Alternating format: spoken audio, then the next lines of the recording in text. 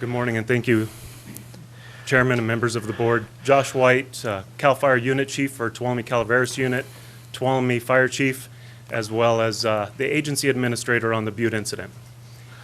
If you'll bear with me, I'm a little technologically challenged right now, but we're going to get going through a slideshow, and what I'd like to discuss with you is the Butte incident.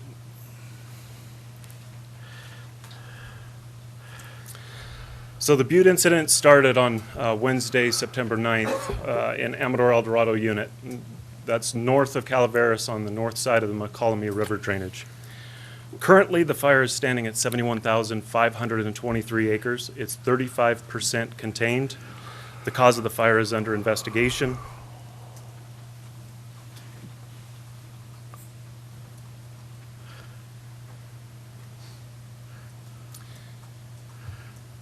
And as you can see behind me, it's identified where it says threats is blank, and that's because this is a rapidly dynamic, ever-changing fire. So I wanted to be able to bring to the board and the members of the public all of the information, the most fresh information that I possibly could from the incident command post.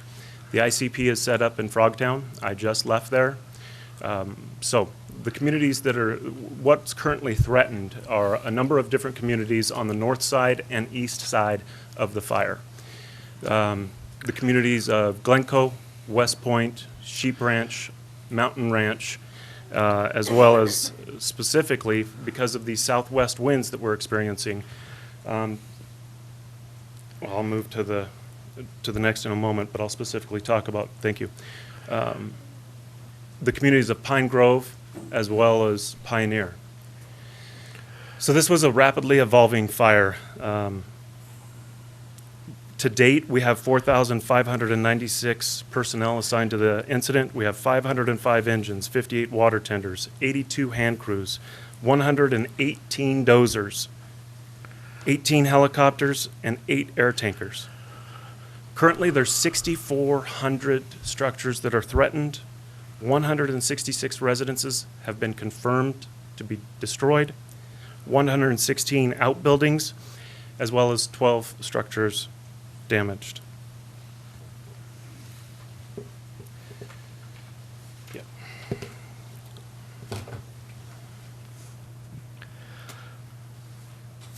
So I'll give a, is this working? Just got to keep it up close? Okay. Thank you, Craig.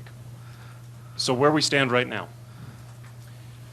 On the north side of the fire, I'll start at the very top, at the community of McCallamy Hill, which is one of the first communities that were impacted once the fire jumped from Amador County into Calaveras County. A number of different resources were assigned from Tuolumne-Calaveras Unit to assist Amador El Dorado Unit on the initial attack of the fire. When the fire jumped the drainage, we sent additional resources from Tuolumne County and Calaveras. I'm going to be talking about a lot of different tragedy as well as some successes. And I just wanted to point out that there is a fuel break on the north side of McCallamy Hill that helped stop that fire when it made a run out of the drainage up towards the community, and we were able to get resources in there and stop the fire. That was actually like day 3. This fire was rapidly changing and very dynamic for us. So there was a success that we have to capitalize on. We have to recognize what that fuel break brought for us. As I mentioned, the communities of Pine Grove and Pioneer out here on Highway 4, we have southwest winds today. We're going to be looking at protecting the northeast corner. As we make our way around, we have the communities of West Point, Glencoe. We get down over into here, the communities of Swiss Ranch, Mountain Ranch, Sheep Ranch, all the way down along the south side. Currently, there was we've been working on a containment line down by Frico City Road. We did some significant work with the dozers and have been able to do some backfiring along that south side. The community of San Andreas, much better off condition now than they were just a few days ago. We had a number of different spot fires that were moving into San Andreas. We were able to catch those spot fires. We worked with dozers. We had a number of different very large air tankers, VLATs, that were able to protect the community. We have a dozer line that continues to work its way up the west flank. That's holding very well right now. We're looking forward to having complete containment on that west flank, that Highway 49 corridor. So if we can jump to the next slide. Okay. We are seeing fire activity that is only reminiscent of the rim fire. So we talked about it during the rim fire. When we had over 50,000 acres burn in one day on the rim fire, we had almost 40,000 acres burn in one day on this fire. The difference is we're not in the middle of the forest. We are surrounded. We have ranches. We have homes in the communities all throughout this entire area. So evacuations were a challenge. Getting people to actually leave instead of having that mentality that we're going to stay here and fight. Our ranch has survived other fires. We're going to stay here and protect our ranch. This fire is burning unlike any other fire that we've seen in this area. Recognize, please, that this area, specifically in the green, it's kind of ironic, but largely this area in here, there is no 100-year fire history. So what I mean by that is we have no fires in the last 100 years in this area. So what that means is that the fuels are just, it's old growth. Everything, the brush, the trees, decadent fuels. As we go down south, we have the Leonard fire burn, we have the Darby, we have the Old Gulch. This has surpassed all of our other fires. It's all other fire challenges that we've had in Calaveras County, the fire history. It has burned through and into all of those. So, with this record drought that we're dealing with, the fuel moistures, and when I say fuel moistures, I mean the dead fuel, and the dead fuel we're talking, and we've discussed it on the rim fire, and I've done a lot of, I've attempted to do educating, where it's our 1-hour fuels, our 10-hour fuels, our 100-hour fuels, and our 1,000-hour fuels. And as I say that, just think of 1-hour fuel as your blade of grass, your 10-hour fuel is a stick, your 100-hour fuel is a bigger stick, and your 1,000-hour fuels are your logs. These are at record low fuel moistures. The live fuels, those trees that look green and you think, okay, they're doing okay, they're not okay. We sample the live fuel moistures, they're completely stressed.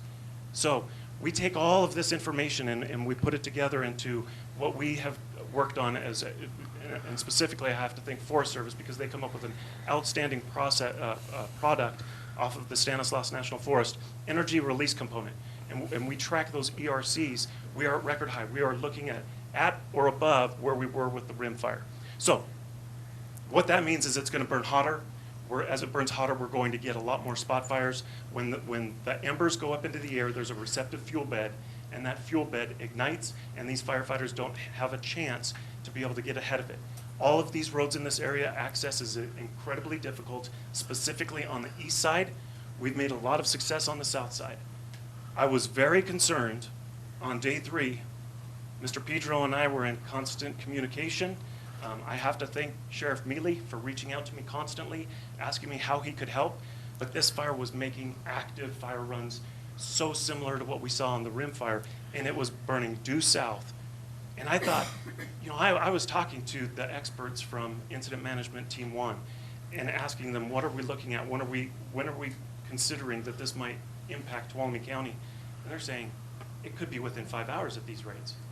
So, we truly were mindful of that. We had a number of different contingency plans planned on the south side. We had a number of different resources that we were working on other parts of the fire to try to contain it, but we had a plan that if it did not hold at our south contingency line, we were launching everything at it. And the worst case scenario was going to be we were going to hold it to Highway 4. So I just want to try to put that into perspective, that how we got here was incredible. Yesterday we saw some significant fire growth, but comparatively we're very happy. We had a significant wind change. For the first 3 days of this fire, we had a northwest wind. It wasn't significant. It's not like a north wind event that we are used to, but what we saw was just enough to get those embers constantly dropping in front of the fire, and the firefighters were more working on evacuations and helping people get out of their homes. So the fire continued to the south. We've been able to contain this on the south side, but our concerns right now are this eastern flank. Access, steep topography, and heavy fuels continue to be a hindrance for us. We're making a lot of good progress.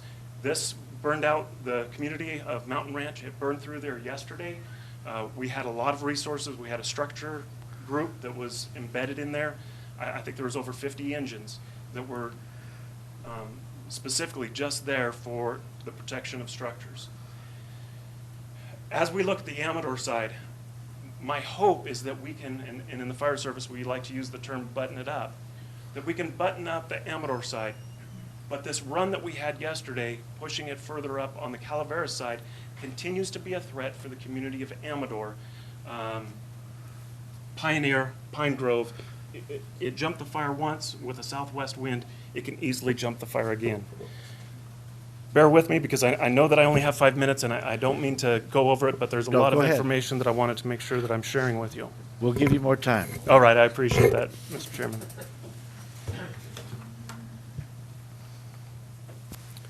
So I just can't emphasize enough the mutual aid that is in the state of California is second to none. It is fantastic. Cal OES has been embedded with us, and they've been sharing resources. They've been activating and bringing in resources from throughout the state and are now reaching out to our neighboring states to request additional resources. Everybody here is also aware of the Valley Fire that's burning across the valley over in Lake and Napa counties, and there's also the another fire burning in Butte that is of grave concern, and of course the Rough Fire that is burning to the south of us. But specifically, locally, I'd like to share my appreciation with the Administrator's Office. Their help with the County of Calaveras has been outstanding, and again, specifically to the Sheriff's Office and Sheriff Mealy to reach out to me and ask him, or for him to ask me what I needed. That has been great. That eastern flank that I've shared with you that is of concern, and of course on the day 3, that southern flank that was also very dynamic. I reached out to my counterpart on the Stanislaus National Forest, Chris Scow. He and I immediately started, because this was going to be threatening Forest Service land. So we've been working with the National Forest on contingencies. What are we going to do if this gets into the National Forest land? Of course, I don't want it to. I don't want it to grow another inch. The firefighters out on the line are doing everything they can to hold it in check and keep it where we're at. We have to take advantage of the higher humidities, this recent precipitation, but we can't be fooled by this recent precipitation.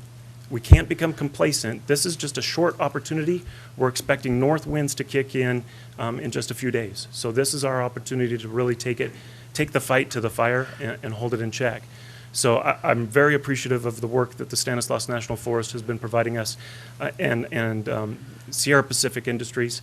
They've been bringing in equipment, and we've been working closely. They have a contingency line that their dozers, working with our personnel, punched in along the Highway 4, just north of the Highway 4 corridor, and then they regrouped and started punching in line, contingency line, moving north from Highway 4 through to protect some of their land. And if we have to hold it at their land, otherwise it's going into the forest. So that's a contingency line. I'm very confident and I'm hopeful that we will be able to never even get to that contingency line.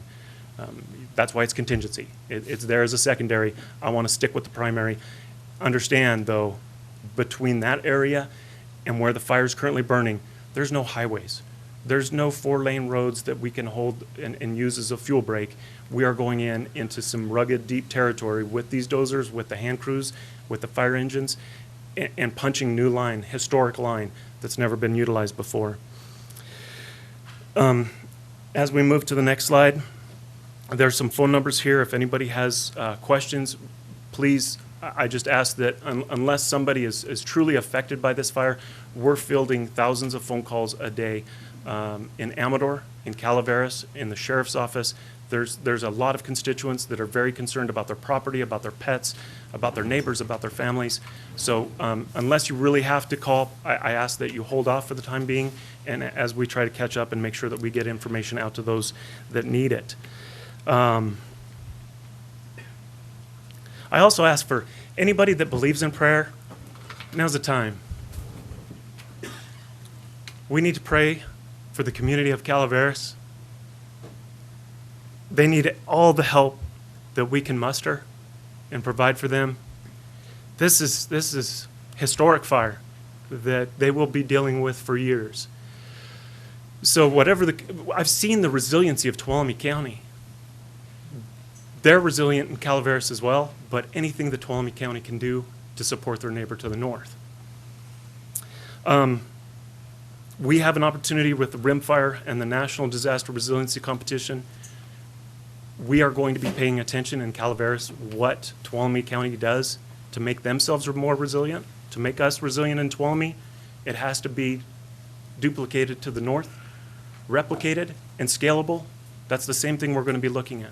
How can we prevent this kind of tragedy in the future? Fuel modifications, fuel breaks. We have got to get the word out that when the sheriff's office calls for an evacuation, people need to evacuate. It is such a hindrance to law enforcement and fire suppression resources when somebody wants to debate the issue when the fire front is running at their house. Law enforcement can't, it's not the time for that debate. They're holding them up from going on to the next neighbor and the next neighbor and the next neighbor. Get out. When it's advisory, pack your bags. When it's an order, go. There's some tragedy, but there's also some successes. We have to capitalize on those successes, but we have to learn from the tragedies. The defensible space around structures, it's not 100%. We recognize that. Somebody could have exactly what is required of the Public Resources Code 4291 and have that perfect clearance around their structure, and it could still end up being destroyed. But the likelihood and the percentage and probability of success is greatly increased with defensible space, as well as trying to capitalize on the fuel breaks with our partners in the fire safe councils. Everything that we can do to get dollars into the federal pipeline to support our fire safe councils are imperative. This picture in the background is one of our employees that was on the background. I mean, no disrespect to Old Glory, but one of our personnel from our TCU family lost their home. So, to that, I'll ask for any questions and provide any information that I can. Questions, comments? What's your expectation on full containment, just so people have a feel? It's days, weeks? I mean, Rim Fire took 70 days. This is a big fire. This is a big fire, yes, sir. It is very difficult for us to be able to. The point is, they can't relax. Even though I hear evacuations are allowing people to go back, we can't relax, and the fire season is technically pretty young yet with the dry conditions. That's correct. There is no time for complacency right now, whether on this fire or initial attack on the next fire. The communities of Tuolumne and Calaveras have been fantastic on preventing fires, and those fires that we have had in this unit, we've hit hard with the initial attack, and I'm really proud of our initial attack resources. But we have to be ever cognizant that we're stripped thin right now. We have a number of different fires. We've pushed everything we possibly can locally onto this fire, but understand that we still are staffing our local stations because we have to be worried about the next fire. Supervisor Rutherford. Yeah, I'd just like to, since we have a bunch of them here, our fire safe folks, we had a fire that could have gotten out of control as well not too long ago, the Oak Fire, and I think a large portion of the success in knocking that down goes to the Fire Safe Council work that they've done. So just to reemphasize the need to get as much funding out of wherever we can for those kinds of efforts, that's what makes you resilient. I agree. Thank you. Any other questions? Ms. Pedro? Just a comment. To see the firsthand work that's been done over there, it has been outstanding. Always a rough start when these fires get going. But I know your board's aware, but just for the public too, to know how Tuolumne County has responded, besides from obviously our fire personnel. The sheriff's office has had a half dozen or more officers over there from day one, and that continues. We've had our locally, our air pollution control district with Mr. Stockel, Sandman, working with Dr. Ortiz, who's done a great job in working with county schools to get word out, what's going on and how to advise people as far as air quality. We've had our animal control folks, our animal control department helping Calaveras County, as well as any number of individuals and nonprofit organizations, particularly with the animal issues, which are huge.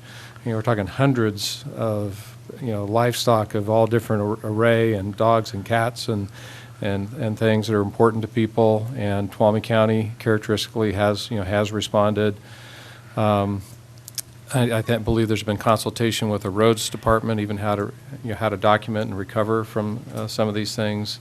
We've also been providing some consultative services to Amador County, as well.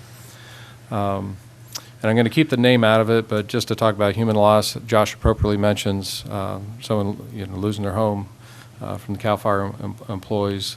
We had one of the Red Cross folks that we depend upon the most. I'm going to keep the name out right now, but she had just enough notice to go get her own personal animals, and as she left, her house burned. And yet she went back to work, and she continues to this day, helping people with evacuations and shelters. So when you hear these calls for help, financial assistance, to people, this is the biggest fire that I've seen, the most destructive fire in terms of homes and whatnot that I've seen in this region in my time. And we need, as a community, as we always do, to rise to the occasion and help these people. Thank you. Any other comments? Thank you, Josh. Thank you.